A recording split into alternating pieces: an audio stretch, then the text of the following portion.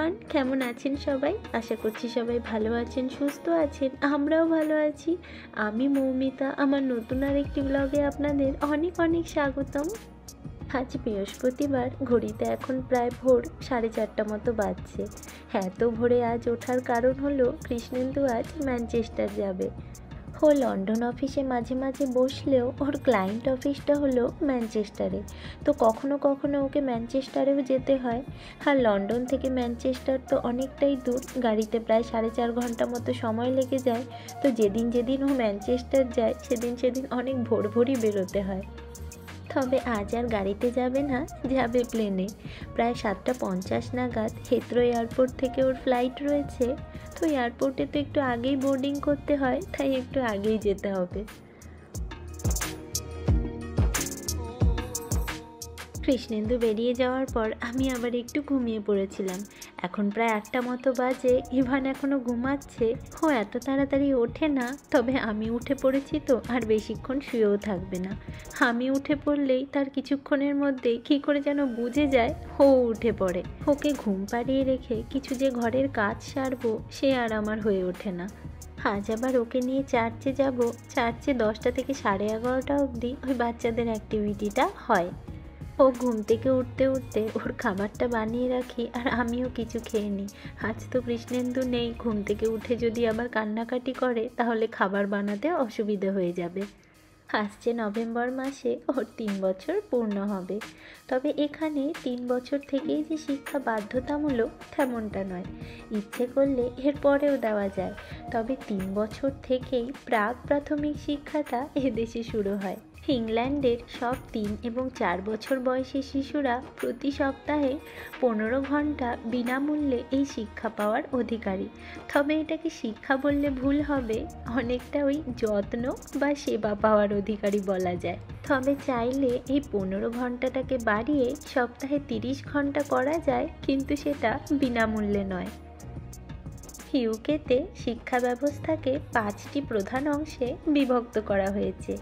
প্রাক প্রাথমিক বছরগুলি অর্থাৎ 5 বছর পর্যন্ত শিক্ষা কিন্তু বাধ্যতামূলক নয়। এরপর প্রাথমিক শিক্ষার পর্ব চলে 5 থেকে 11 বছর পর্যন্ত। তারপর শুরু হয় মাধ্যমিক শিক্ষা 11 থেকে 16 বছর পর্যন্ত। এখানেই বাধ্যতামূলক শিক্ষার সমাপ্তি, অর্থাৎ 5 থেকে 16 বছর বয়স পর্যন্ত সকল শিশুর জন্য শিক্ষা বাধ্যতামূলক। এরপর যে যেরম হায়ার এডুকেশন নেবে সেই হিসাবে তার প্রস্তুতি চলে।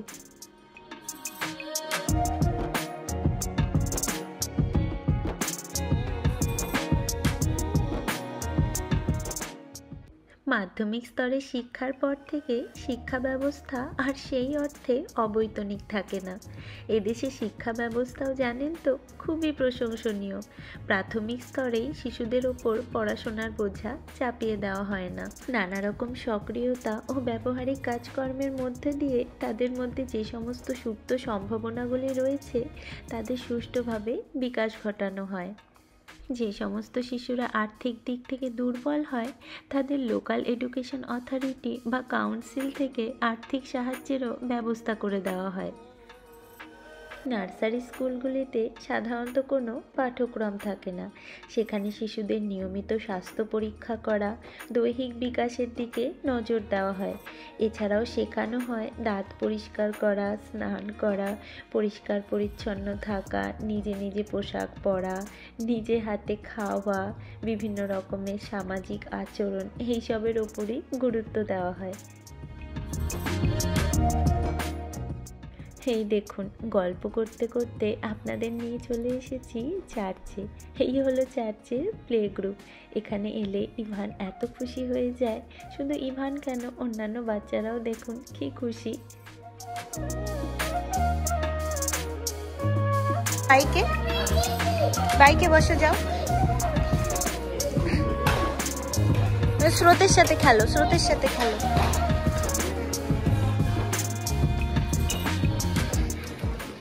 এখানে বাচ্চাদের খেলার জন্য অনেক রকমের খেলনা দেওয়া হয়। ওই দেখুন অনেক রকমের গাড়ি, স্কুটার, সিস, স্লাইড, এইসব আর কি। দেখতেই পাচ্ছেন অনেক ধরনের খেলনা রয়েছে। তো ওদের খেলার জন্য 1 ঘন্টা মতো সময় দেওয়া হয়, ওই 10টা থেকে 11টা। 1 ঘন্টা খেলার পর আবার বাচ্চাদের দিয়ে সমস্ত খেলনা গুছিয়ে পাশের ঘরে রেখে আসতে বলা হয়। কোনো কোনো বাচ্চা সেই সময় খুব কান্নাকাটি করে যখন খেলনাগুলোকে পাশের ঘরে রেখে আসতে বলা হয়, খুব হাত পা ছড়ে কান্নাকাটি করে। এই দেখুন, এখানে আবার একটা ছোট কিচেনও রয়েছে, বাচ্চাদের রান্নাঘর। শুধু যে রান্নাঘরই আছে তাই কিন্তু নয়, রান্নার সমস্ত বাসনপত্র, খাবার দাবার সবই কিন্তু এদিক ওদিক ছড়িয়ে ছিটিয়ে আছে। আজ বাচ্চাও একটু কম রয়েছে, অন্যদিন বাচ্চাও বেশি থাকে আর খেলনাপত্রও বেশি থাকে, আর বিভিন্ন রকম আর্ট আর ক্রাফটের জিনিসপত্রও থাকে। জানেন তো, আজ মনে হয় বাচ্চা কম এসেছে বলে সেগুলো আর অত কিছু বার করেনি। এই 1 ঘন্টা খেলাধুলোর পর বাচ্চাদের কিছু ফ্রুট, স্ন্যাক্স, জুস এই সমস্ত খেতে দেওয়া হয়। তারপর আরও কিছু সেশন চলে, এই যেমন ধরুন রাইমস, মিউজিক, ডান্স, আর্ট এই সমস্ত বাচ্চাদের শেখানো হয়। তারপরে সব কিছু শেষে সবাইকে টাটা বাই বাই বলে বাড়ি চলে যায় সবাই।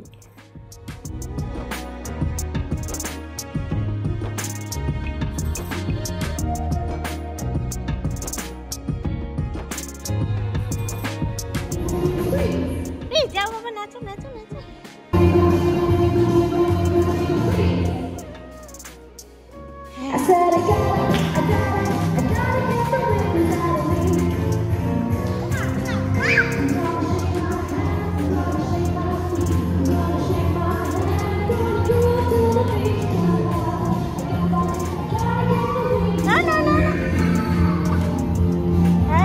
কি নাচ আছে করো। আজকের মতো চার্চের অ্যাক্টিভিটি শেষ। এবার চলুন পছন্দ মতো একটা ফুলের বুকে নিয়ে এবার ঘরের উদ্দেশ্যে রওনা দেই।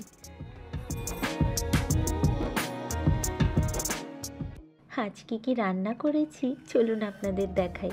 সেরম ঝামেলার রান্না কিছু আজকে করিনি, কারণ ফিরতে ফিরতে প্রায় 12টা মতো বেজে যায়, তারপরে আর অতটা সময় থাকে না বেশি কিছু করার। তো একটু ডাল করেছি, একটু ভিন্ডি ভাজা, বিট ভাজা আর আলু ভর্তা। এমনিতেও আজকের দিনে আমি আমিষ টামিষ খাই না, আর ছেলের জন্য ডাল আর আলু সিদ্ধ তো করতেই হয়, আর সাথে 2 রকমের ভাজা করেছি আর ভাত। ইভানকে খাইয়ে ঘুম পাড়িয়ে রেখে এলাম। অনেক দিন ধরেই জানেন তো আমার এই মশলার জায়গাটা খুব অগোছালো হয়ে পড়ে রয়েছে, সময়ই পাচ্ছিলাম না যে একটু ঠিকঠাক করে গোছাবো। তো আজকে একটু হাতে সময় রয়েছে, ও ঘুমোচ্ছে আর কৃষ্ণেন্দু ঘরে নেই, তো ভাবলাম আজকেই ভালো সময় এই জমে থাকা কাজগুলোকে একটু এগিয়ে রাখি। এই মশলাপাতিগুলো আমি সব দেশ থেকে নিয়ে এসেছি। যত মশলা নিয়ে এসেছিলাম তার অনেকটাই ব্যবহার করা হয়ে গিয়েছে, এখন এই কয়টাই পড়ে রয়েছে।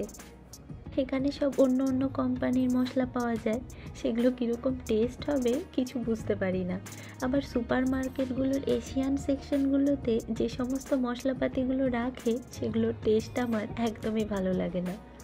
বেশ কয়েক প্যাকেট তেজপাতাও নিয়ে এসেছিলাম। এখানে তেজপাতার বড্ড দাম জানেন, ওই একটা প্যাকেটে ওই 20-25টা মতো ছোট ছোট তেজপাতা থাকে, যেটার দাম প্রায় 110-20 টাকার মতন নেয়। আবার তেজপাতার যে একটা তেজপাতা গন্ধ থাকবে সেটাও থাকে না।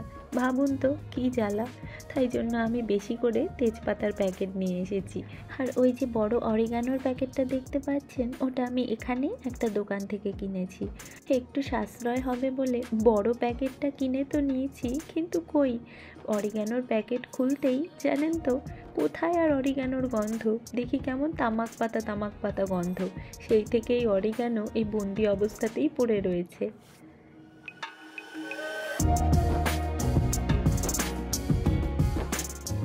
দুবাই জানেন তো 5 ফোড়ন পাওয়া যেত না, এখানেও যদি 5 ফোড়ন না পাওয়া যায় সেই ভেবে বেশ অনেকগুলো 5 ফোড়নের প্যাকেট এনেছিলাম, কিন্তু এখানে আবার জানেন তো রাঁধুনি মশলাটা পাওয়া যায় না।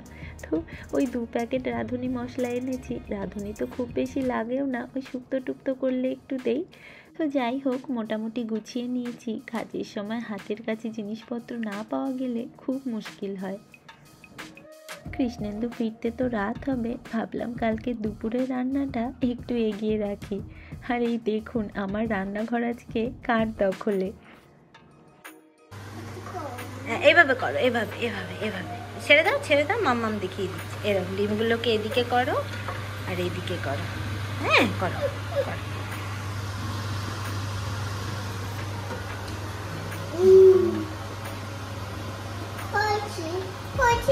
হয়েছে?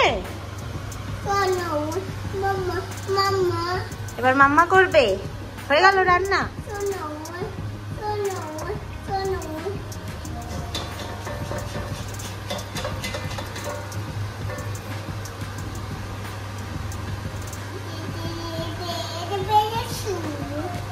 কি রান্না করেছো বাবা?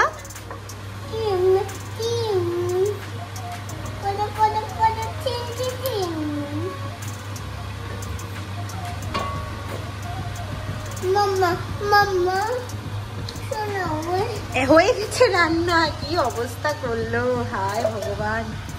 সব একদিকে করে কি করলি বাবা?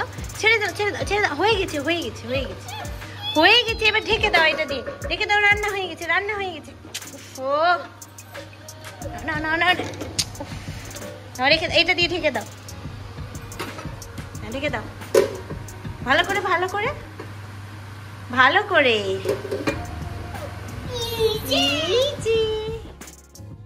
কৃষ্ণেন্দু অনেকক্ষণ আগে একবার ফোন করে বলেছিল যে ফ্লাইট ডিলে রয়েছে, ফিরতে দেরি হবে, আমরা যেন ডিনার করে নেই। তো এখন তো ছেলেটাকে খাওয়াচ্ছি, ওকে খাইয়ে তারপরে আমি খাবো। সবসময় ওকে আগে খাইয়ে তারপরেই আমি খাই, নইলে ওর পেছনে এত দৌড়াদৌড়ি করে আমাকে ওকে খাওয়াতে হয় যে আমি খেয়ে যদি ওকে খাওয়াতে বসি তাহলে আমার একেবারে অ্যাসিডিটি হয়ে যাবে এত দৌড়াদৌড়ি করে। এখন প্রায় রাত 11:30 মতো বাজে। আজকে একটা অদ্ভুত ঘটনা ঘটেছে। কৃষ্ণেন্দু বলল ওদের ফ্লাইটটা যেহেতু ডিলে ছিল তাই হিথ্রো এয়ারপোর্টে নাকি ওদের ল্যান্ড করতে দেয়নি। আবার সে প্লেন ঘুরিয়ে ম্যানচেস্টারে চলে গেছিল।